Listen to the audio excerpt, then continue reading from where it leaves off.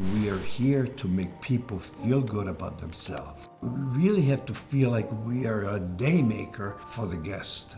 You've made my day. How great is that when you hear those words from your guest? Hi, welcome to the DayMakers Podcast with Tricoci University. I'm here with my fellow co-host, David Dolce. Yep, hello. And we are excited because we get the queen herself, Joy Yes. McClure. Yes. Who's our chief admissions officer and my work wife. So I listen to everything she says. And I appreciate it so much. Even with my control issues, she's the only person I allow to boss me around. So, and I love it. So, Got one of you in here that don't agree with it. So tell us, Joy, we use the whole term, the tool belt generation, a lot. Where did that word come from? You know, a few years ago, we really started to notice this shift, and it is primarily with the Gen Z group. And this is a very interesting new emerging group going into education at this point, higher education.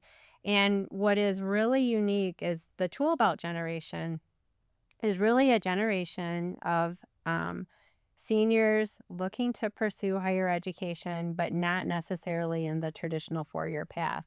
They're much more interested in learning something along the line of a trade industry. So whether it's the beauty school industry, it's the healthcare industry, being a welder, they're really interested in learning a very specific trade and then pursuing their passion through that trade. We do a lot here at Tricoci University, trying to be kind of in the forefront of all those trends and knowledge. Why is it important for us to know about the tool belt generation, what those students are looking for? It's such a great question. I think with the introduction of social media, YouTube, we have a much more informed new student coming in, and they're very aware of what they want to do, what their opportunities are in terms of education.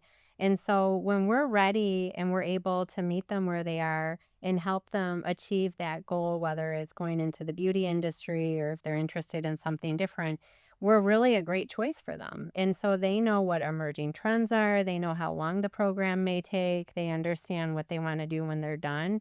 A lot of individuals are really drawn to the beauty industry because it has this entrepreneur lifestyle to it. It's really a broad range of opportunities that you can do in the beauty industry. It's grown substantially. And so we are really interested in helping this individual get the training that they need so they can go be an amazing professional in that industry. And I think we've done a nice job meeting them where they are, but definitely helping them pursue that passion. I love that. Yeah, that's very true. So like we keep talking about, there's this big shift, right, from people not wanting to be in a four-year university and do something different. What do you think has triggered this shift? I really am so fortunate that I get to work with new students when they're really interested and just starting out to explore what their options are. And what we're hearing is that students aren't interested in going to school for a long period of time. They're much more aware of what they want to study and they want to go into that industry quickly. So that's really an important component, is how long it would take to complete the program. It's really a savvy group that's not interested in going into a lot of debt to pursue education. That's smart. Yeah, it's such a savvy individual that's coming into school today. So they know that they're not interested in the overspend that can come with higher education, and then they're very interested in how long it would take to complete that program. They're very eager to go start working in the field itself right away. That makes a lot of sense. Yeah. So what benefits would a student have from choosing a career in the beauty industry as opposed to going to the four-year university? So in the past, and I've been in higher ed for a long time, we may see students who did still go and persist into a four-year university, and they either drop out and would come over to Tricoci, for example, Yeah. or they would complete the four-year degree and then decide, oh, this has always been my passion. And so after they have a four-year degree, they come over to us. And what we are seeing today is they're very clear what they want to do. And what's amazing about the beauty industry is it's such a broad industry. And I think one thing that makes me excited about working at Tricoci University specifically, and I have both of you in here with me, is the curriculum that we offer. So we really are on point with making sure that you're going to learn new and advanced techniques that are part of the beauty industry. It's really expanding. But I also think people are much more interested in self-care today than they would have been 20, 30 years That ago. is so true. Yeah. And so people want to take care of their skin, their hair. They are really looking for that fountain of youth and to look healthy and feel good about themselves. And we really provide a great curriculum to make that happen. But I don't think it stops there. I think the training that we provide on the marketing side, so you learn how to employ social media techniques so that you really could go out and be a very successful entrepreneur when you leave here.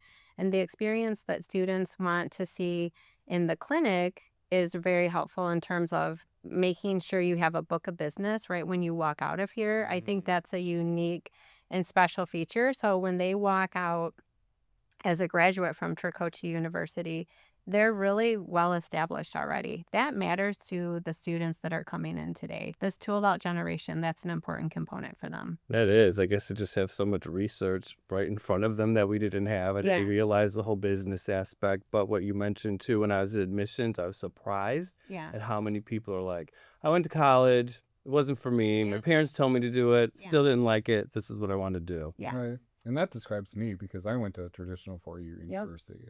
And what's so funny is when you were talking about that, I had no concept of how much I would spend on that four-year university. You know, I went to Purdue, and once I got my student loans, I was like, whoa. I didn't realize. I didn't have that awareness. And I think you're right. This generation has a lot more of that awareness of the cost and things like that. And when you're talking about a program like ours, if you're in cosmetology, could take as little as 10 months. And what they walk out of pocket, I think that's a huge win for them. Yeah. And with my daughter, she started at a traditional university, and at the end of her first year, she went fall semester, spring semester. In her first year, she's like, "Yeah, this isn't for me." Yeah. She wanted to be an artist, and she's like, "Daddy, there's no art." Yeah. And so she goes, "Can I just come to one of your schools?" And now she's in our school, and she's loving life. So she loves what she's doing. And She's in the right spot. I think that's important. So how do you think that all plays out? Like your team, we've talked to your team in the past too, and they're really good about guiding that generational component. How do you feel? Like, what are the things you see as far as trends in the future and things like that with these students? One thing that's really been reassuring, because I think in the past, parents weren't always as supportive of their child going to a non-traditional school. And I don't see that being the case as much today. I see parents are much more understanding that there are different avenues and paths for individuals to take and to still be incredibly successful. So if you are really good at your job in the beauty industry, you will be incredibly successful. So there's not this worry that will my child be successful in this path. And I think now that there's all this access to information, people feel a little bit more reassured about that. Interestingly enough, a few students I spoke with very recently, they also weren't interested in just going and partying at the university, which was, for me, that was maybe a really exciting part of it. But they're just not as interested in that. You see, there's this huge decline in alcohol consumption today as well. And so I just think behaviors have changed and people are really interested in pursuing something directly and really eager to go have this successful experience in the industry. So I think parents are much more on board, which is really wonderful. This is such a huge industry. It's a wonderful space. And there's a lot of opportunity if you're passionate about it. You will be successful. I agree. And I thank you for all you and your team do with helping those students realize what their dreams are and getting them on the right step for their future. I agree. I think I was afraid to tell my parents what I wanted to do. Really? And I would have been able to do this way earlier in my career if I just said something. You know what I mean? It's about, I was just kind of scared to. Yeah.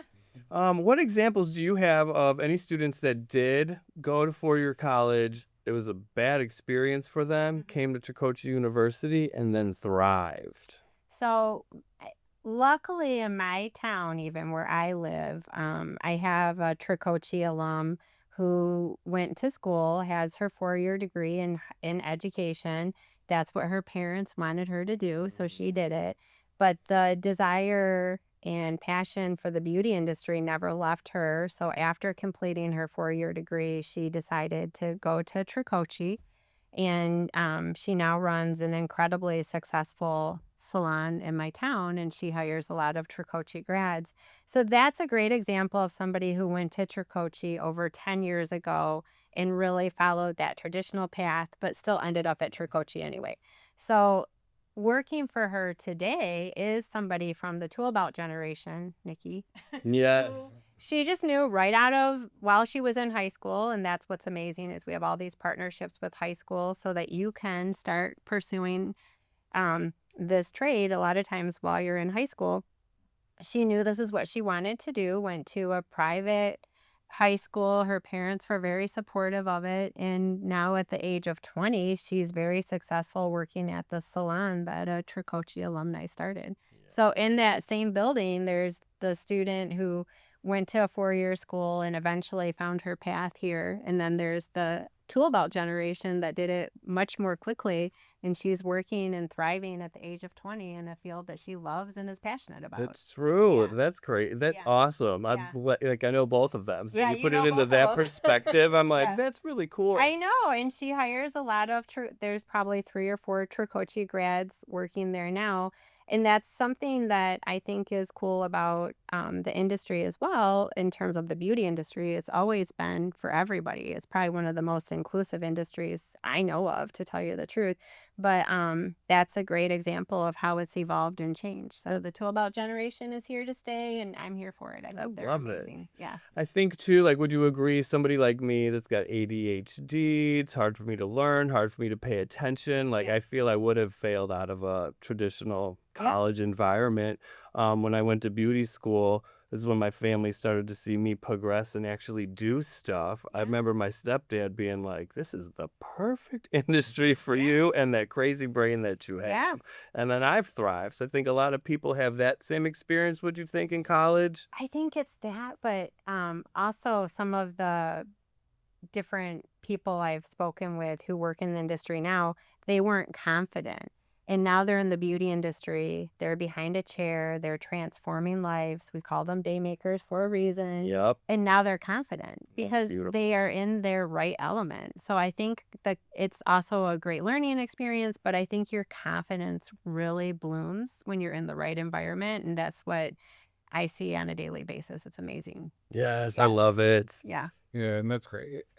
Honestly, I have to say, I couldn't have planned to have a better partner in this because the fact that we work so well together and we're looking for those trends. Yeah. And Dave was just talking about people who are a little bit more neurodivergent and what you and I are working with now on that to get people trained. Yeah. Not just our staff, but the students to be able to handle the people that have different kind of sensory issues and things like that. Yeah. So I just want to publicly thank you for all you do because I couldn't do what I do without you. So having that perfect partner, I want to take this opportunity to make sure people know as I start to get teary. I know. Oh, I love I it. do appreciate it. Yeah. You're usually behind the scenes during these. So the fact I'm not normally the camera. so the fact we have you on the camera, I'm going to just share that so people understand that you're a huge part of it. Yeah. And I appreciate that so much. Well, thank you. So, and since I just publicly acknowledge that you're one of my daymakers, tell us what being a daymaker means to you. So I love being in admissions. I love the education side. You know this already. But I do love admissions because we get to work with students at the early point in their life cycle as a student. And they're not sure this is the right fit. They're just not confident. Am I good enough to go to beauty school? Am I good enough to put myself out there? Or the parent maybe is unsure, or the spouse, whoever the support around this individual is. And we really get to be that voice that lifts them up and believes in them when maybe other people didn't. I love this part of the admissions process, and we get to change lives every single day and make their day. I never leave my job wondering, did I make a difference today? I know my purpose. I wouldn't change it for the world. I'm so committed to helping each and every student. So And it shows me. Thank you for that. yeah, I really am blessed for this reason, though. I'm so lucky. I mean, and your employees too. You did a Yeah. lot for me to get to me where I Yeah. am today too. So Yeah. You're not wrong in that regard. I'm really, I don't mean this about you. I don't mean this about you. No, not about you. But I think as you move up in your career, and I don't get to work with the students as often on a daily basis anymore, but where I feel I make a bigger impact is I get to help all of the individuals that do work with the students on a daily basis. That's what I meant. That even though I might not be directly one-on-one with students all the time anymore, I know I'm making a bigger impact because I've helped develop the individuals that are working with all of those students. That's what I meant by that. Not like, you're not wrong, David. No wrong. I did make you who you are. I didn't mean it like that. It's more, I do think at some point in your career, if you're really fortunate, you get to that point where you get to give back. I And agree. that's a really That's what I tell amazing point. all the time. Yeah. We're still teaching. Yeah. Our student change. Yeah. So now we're teaching the people who teach the students. And Yeah. I think it's hugely beneficial. Yeah. So thank you for that and everything you do. Well, thanks. I'm so glad. Thanks, guys. And thank you for listening. welcome. Tune in for another episode of the DayMakers Podcast. Yes. Thanks.